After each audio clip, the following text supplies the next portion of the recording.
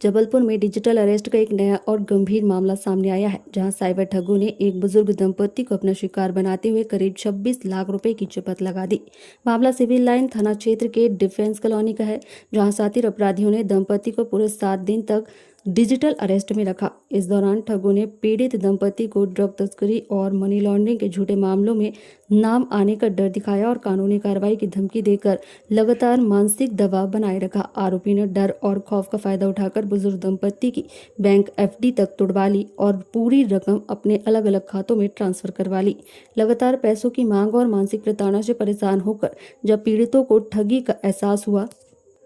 तो उन्होंने civil line थाने में शिकायत दर्ज कराई। पीड़ित दंपति की शिकायत के आधार पर पुलिस ने मामले को गंभीरता से लेते हुए जांच शुरू कर दी है और साइबर सेल की मदद से ठगों के बैंक खातों व फोन नंबरों को ट्रैक किया जा रहा है।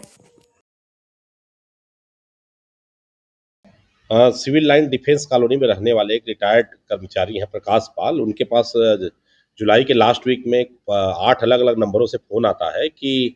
आप जो है हितेश मेहता के मनी लॉन्ड्रिंग और कमलेश जरीवाला के ड्रग्स मामले में संलिप्त है और उनको डराया जाता है और किसी से भी इसकी सूचना नहीं देने को कही जाती है और उनको एक प्रकार से डिजिटल अरेस्ट करके उनको और उनकी पत्नी को रखा जाता है और वो उनके झांसे में आ जाते हैं और उनको एक नोटिस भी व्हाट्सएप पर भेजी जाती है जिसमें सीबीआई गवर्नमेंट लिखा हुआ था। वो और घबरा जाते हैं और 28 जुलाई को बैंक जाकर अपनी जो 21 लाख की एफडी है वो तुड़वा कर उनके द्वारा बताए गए खातों पर आरटीजीएस कर देते हैं और लगभग 99,000 रुपये कुछ ऑनलाइन भी बदमाश जो है वो ट्रांसफ़र कर लेते हैं।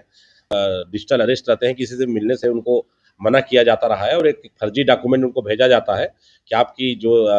संलिप्तता है ड्रग्स मामले और उसमें आप जब बरी हो जाएंगे तो सारे पैसे लौटा दिए जाएंगे और तब जाके वो किसी से जब इसकी चर्चा करते हैं तो उनको पता चलता है कि वो ठगी के शिकार हो गए हैं और फिर वो थाने उपस्थित आते हैं और